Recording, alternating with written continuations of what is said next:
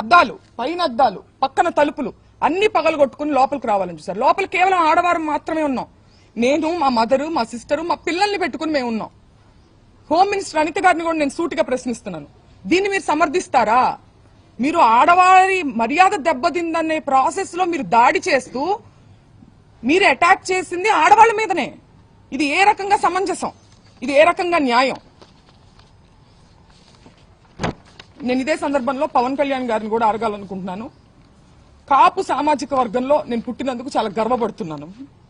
అయితే ఇవాళ మీ బలం చూసుకొని కాపు కులస్తులందరూ ఆళ్ల పట్లే ఉన్నారు అనే ఒక బలాన్ని చూసుకొని ఇవాళ కాపు మహిళలమైన మమ్మల్ని తిడుతూ కాపు అనే కుల ప్రస్తావనతో పాటు బూతులను జోడించి, లకారాలు జోడించి మమ్మల్ని తిడుతూ స్త్రీలని మా ఇంటి మీద దాడి చేసి ఇవన్నీ పగలగొట్టారు. దీనికి పవన్ కళ్యాణ్ గారి బలము అడ్వాంటేజ్ గా తీసుకున్నారు వాళ్ళు. కాబట్టి పవన్ కళ్యాణ్ గారు బాధ్యత వహించి దీన్ని ఖండించాలి. తల్లులందరికీ ఉన్నారండి. రాంబాబు గారు తల్లిని మీరు ఎప్పుడైనా చూడొచ్చు. ఆయన ఎప్పుడు ఒక బార్డర్ క్రాస్ చేసి అసభ్య పదజాలంతో ఏది మాట్లాడరు. మాట్లాడినప్పుడు క్షమాపణ చెప్తారు, లేదంటే నేను అలా ఉండాల్సింది కాదని కూడా చెప్పారు. మీ తల్లిని అన్నది ఎవరు? పవన్ కళ్యాణ్ గారు. తల్లులనే సాంప్రదాయం ఎక్కడుందో మీ మనసుకు తెలుసు. పీకే గారు, పవన్ కళ్యాణ్ గారు చాలా సందర్భాల్లో మహిళల సేఫ్టీ గురించి మాట్లాడడం జరిగింది. మహిళల యొక్క అభివృద్ధి గురించి, సేఫ్టీ గురించి ఆయన మాట్లాడారు. ఇది ఏం సేఫ్టీ అని నేను అడుగుతున్నా ఇవాళ ఆయన. మీ బలం చూసుకుని కాదా, మన వేలితోనే మన పొడిచే ప్రయత్నం కాదా ఇది? ఒక సెక్టర్ ఆఫ్ మీ కాపులందరూ మీ వైపు ఉన్నారని చెప్పి వాళ్ళకి నచ్చని వాళ్ళని కాపు కులం స్టాంపు వేసి దాడి చేసి మూకుమ్మడిగా, ఇది ఆలోచించుకోవాలి పవన్ కళ్యాణ్ గారు. కాపుల గురించి మాట్లాడేటువంటి నైతిక అర్హత వైఎస్ఆర్సీపీ పార్టీకి లేదని చెప్పి తెలియజేస్తూ ఉన్నా. కాపుల సంక్షేమం కానీ, కాపుల అభివృద్ధి కానీ, కాపు నాయకుల రాజకీయ భవిష్యత్తు అంతా కూడా తెలుగుదేశం పార్టీతోనే ముడిపడి ఉంది. తెలుగుదేశం పార్టీతోనే కాపుల అభివృద్ధి, సంక్షేమం, రాజకీయ నాయకుల భవిష్యత్తు ఉన్నటువంటి విషయాన్ని స్పష్టంగా ఈరోజు మనం చరిత్రలో మనం చూస్తూ ఉన్నాం.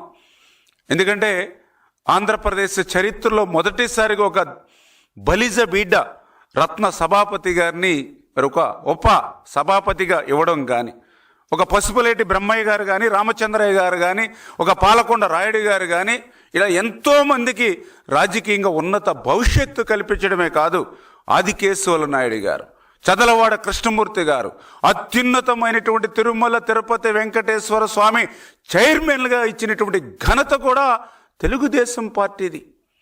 అటువంటి తెలుగుదేశం పార్టీయే ఆంధ్రప్రదేశ్ రాష్ట్రంలో కాపుల చిరకాల కోరికైనటువంటి కాపు రిజర్వేషన్ ఇచ్చింది తెలుగుదేశం పార్టీ. కాపు కార్పొరేషన్ ఏర్పాటు చేసింది తెలుగుదేశం పార్టీ. ఆ రకంగా మరి తెలుగుదేశం పార్టీ కాపుల అభ్యున్నతి కోసం పాటుపడతాయి. అందులో ముఖ్యంగా ఆ రిజర్వేషన్ విషయంలో మనందరం కూడా చూసాం. బ్రిటిష్ వారి కాలం నుంచి కూడా కాపులకి రిజర్వేషన్ ఉంటే ఆ రోజు వచ్చినటువంటి నీలం సంజీవ్ రెడ్డి గారు ఆ కాపు రిజర్వేషన్ రద్దు చేసినటువంటి పరిస్థితి. తరువాత దళిత బిడ్డ దామోదర సంజీవ్ గారు వచ్చి కాపులకి రిజర్వేషన్ ఇస్తే తర్వాత మళ్ళీ కాసు బ్రహ్మానందరెడ్డి గారు వచ్చి ఆ రిజర్వేషన్ రద్దు చేసినటువంటి పరిస్థితి. మళ్ళీ తర్వాత సుదీర్ఘ కాలం తర్వాత మరి ఆ రోజు చంద్రబాబు నాయుడు గారు కాపులకి రిజర్వేషన్ ఇస్తే మళ్ళీ ఆ రిజర్వేషన్ రద్దు చేసింది జగన్మోహన్ రెడ్డి. చరిత్రలో కాపులకి అన్యాయం చేసింది ఆ రోజు నీలం సంజీవ్ రెడ్డి, కాసు బ్రహ్మానందరెడ్డి, ఈరోజు జగన్మోహన్ రెడ్డి. కాపులకి ఆంధ్రప్రదేశ్ రాష్ట్రంలో రిజర్వేషన్లో న్యాయం చేసింది ఆ రోజు దళిత బిడ్డ దామోదర సంజీవ్ గారు, ఈరోజు చంద్రబాబు నాయుడు గారు. ఇంత క్లియర్గా చరిత్రలో కాపుల అభివృద్ధి, సంక్షేమం, మరి రాజకీయ నాయకుల భవిష్యత్తు తెలుగుదేశం పార్టీ ఆ రోజు ఎన్టీ రామారావు గారి దగ్గర నుంచి ఈరోజు చంద్రబాబు నాయుడు గారి వరకు కూడా రాష్ట్రంలో ప్రోత్సహిస్తూ ఉంటే, అటువంటి కాపుల పేరు చెప్పి మరి వాళ్ళ ఒక ఓటు వేసేటువంటి యంత్రాలుగానే మరి వైఎస్ఆర్సీపీ పార్టీ గుర్తిస్తున్నటువంటి పరిస్థితి చాలా చాలా శోచనీయం అని చెప్పి సందర్భంగా తెలియజేసుకుంటూ, మరి ఈరోజు చెప్తూ ఉన్నారు కాపు నాయకుడు అంబటి అని చెప్పి మేము అడుగుతూ ఉన్నాం.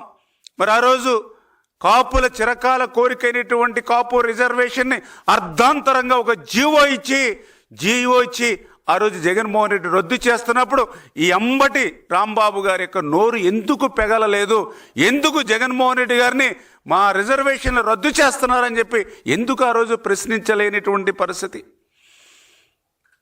మరి మీ అందరికీ తెలుసు, స్వర్గీయ వంగవీటి మోహన్ రంగ, స్వర్గీయ వంగవీటి రాధ, వీరందరూ కూడా కాపు సంబంధించినటువంటి మరి ఒక దైవ స్వరూపులుగా ఈవేళ మరి కాపులందరూ కూడా, అదే పేదలు, బడుగు బలహీన వర్గాలు కూడా రంగా గారిని ఆదర్శంగా స్ఫూర్తిగా చూస్తూ ఉంటారు.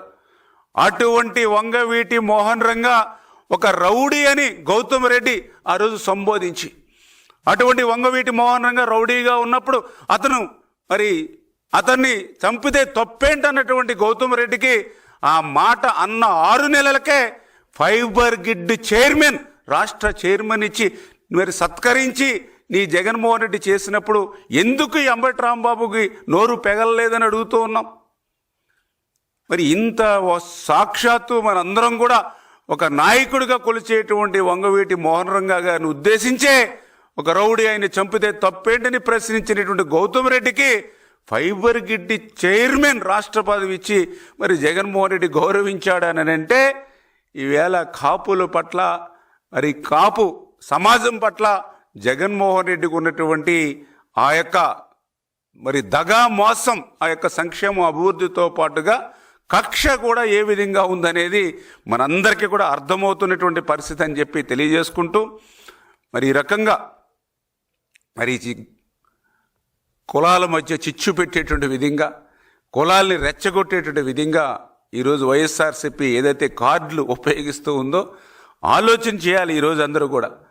ఎందుకంటే ఆ రోజు అంబటి రాంబాబు గారు, మరి ఈరోజు నీతులు చెప్తున్నటువంటి వాళ్ళందరూ కూడా వైఎస్ఆర్సీపీ నాయకులు, మరి ఆ రోజు అంబటి రాంబాబు గారికి కూడా నీతులు చెప్పుంటే బాగుండేది. ఈరోజు వైఎస్ఆర్సీపీ నాయకులు ప్రెస్ మీట్స్ కానీ, అదేవిధంగా అంబటి రాంబాబు గారి ఆ కుటుంబ సభ్యులు కానీ మాట్లాడుతున్నటువంటి వాళ్ళు ఎవరైతే ఉన్నారో ఆ రోజే సంఘటన జరిగినటువంటి రోజునే, ఆ రోజే అంబటి రాంబాబు గారికి ఈ నీతులయ్యో ఆయనకి చెప్పుంటే బాగుండేది. ఎందుకంటే సాక్షాత్తు ఒక రాష్ట్ర ముఖ్యమంత్రిగా ఈరోజు చంద్రబాబు నాయుడు గారు ఉన్నారు. చంద్రబాబు నాయుడు గారు అని అంటే తెలుసు మనందరికీ కూడా, ఆంధ్రప్రదేశ్ రాష్ట్రంలో ఏ వర్గమైన, ఏ కులమైన, ఏ మతమైన వాళ్ళు అతీతంగా చంద్రబాబు నాయుడు గారిని గౌరవిస్తారు.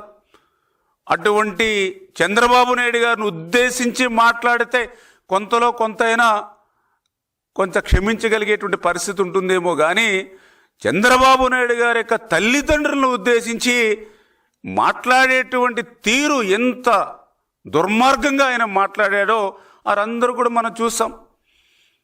చంద్రబాబు నాయుడు గారి యొక్క తల్లిదండ్రులు, దివంగత తల్లిదండ్రులు, వారి గురించి మాట్లాడేటువంటి హక్కు ఎక్కడుంది అంబటి రాంబాబుకి? ఆ మాట్లాడేటువంటి భాష, ఆ మాట్లాడేటువంటి బూతు పురాణం ఆ రోజు మీ మీడియాలో కూడా బీప్ అనే సౌండ్ ఇచ్చారు. ఆయన దోషణలకు బూతు పురాణం మొదలు పెడుతూ ఉంటే మీడియాలో, ఎలక్ట్రానిక్ మీడియాలో బీప్ అంటే ఆ మాటలు మీడియా వాళ్ళు కూడా ప్రసారం చేయలేనటువంటి మాటలు. ఎంత అన్యాయం అండి ఆ రోజు. వాడమ్మ మొగుడు చంద్రబాబు నాయుడు, వాడమ్మ మొగుడు రండి, లంజా కొడుకులు అంటే ఈ భాష ఒక పార్టీలో ఒక నాయకుడిగా ఉన్నటువంటి వ్యక్తి, ఒక మాజీ మంత్రిగా పనిచేసిన వ్యక్తి, సభ్య సమాజం కూడా మాట్లాడలేనటువంటి భాష ఒక దివంగత ముఖ్యమంత్రి, దివంగత తల్లిదండ్రులను ఉద్దేశించి మాట్లాడితే, మరి ఆ రోజే జగన్మోహన్ రెడ్డి, ఆ రోజే ఈ యొక్క వైఎస్ఆర్సీపీ నాయకులు, ఆ రోజే ఈ అంబటి కుటుంబ సభ్యులు తప్పు చేశావు క్షమాపణలు చెప్పు అని ఆ రోజే ఆయన మందలిచ్చి ఉండుంటే బాగుండేది.